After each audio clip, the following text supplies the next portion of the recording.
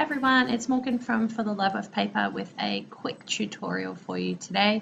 I am making some DIY texture paste because I don't have any and I wanted some.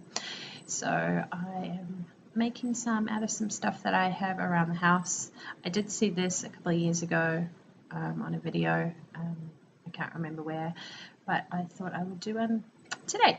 So first of all, we need some white paint, some PVA glue, and some talcum powder. Now I'm using a nice smelly baby talcum powder because it's all I had in the house, but you could use any kind.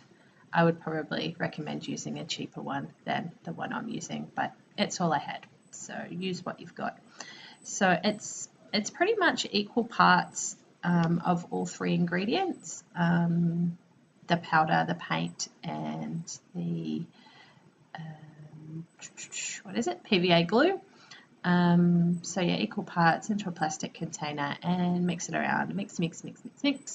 I did try to speed that up, so I am speed mixing that bit there, and it is quite like sticky, so it does get on your fingers and everything. And that's kind of a look at the consistency. It's thick, like I don't know, a thin custard, I suppose you would say. Yeah. So then I'm just putting some on an acrylic block because I'm going to add some color to it. Now I have no idea what I'm going to do with this page once I've done it. I'm just kind of making it to have a little play around, see if it'll work, and then I'll try and use it later. And I try to show you the color here, but it doesn't zoom in, so I will add what it is. I will do a little insert into the video there, and then just trying to mix that color in. I really like that color blue. It came out really pretty. It's actually lighter than I thought it would be, but it's quite nice. And then this is the stencil I'm using. It's from Kazaz. Again, the zoom was not focusing, so I will insert what it was called as an insert there as well. And I'll probably add links to both of those things down below.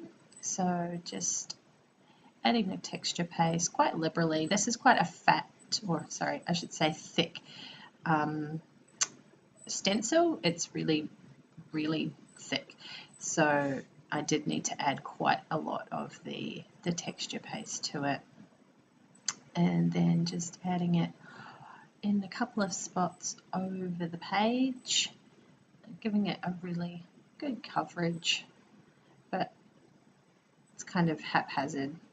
Some of the chevrons aren't full chevrons and stuff like that. So yeah, it'd be interesting to see what I actually use this one for. It'll probably sit in my stash for months until I remember about it.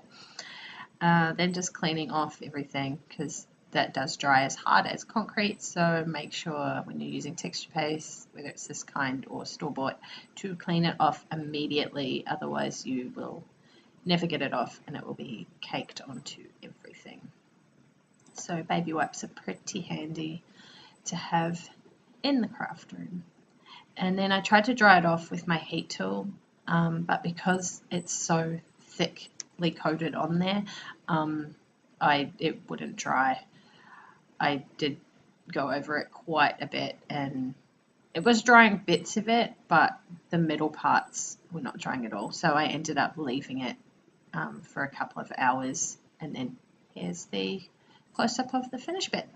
So thanks for watching, guys, and I will see you next time. Bye.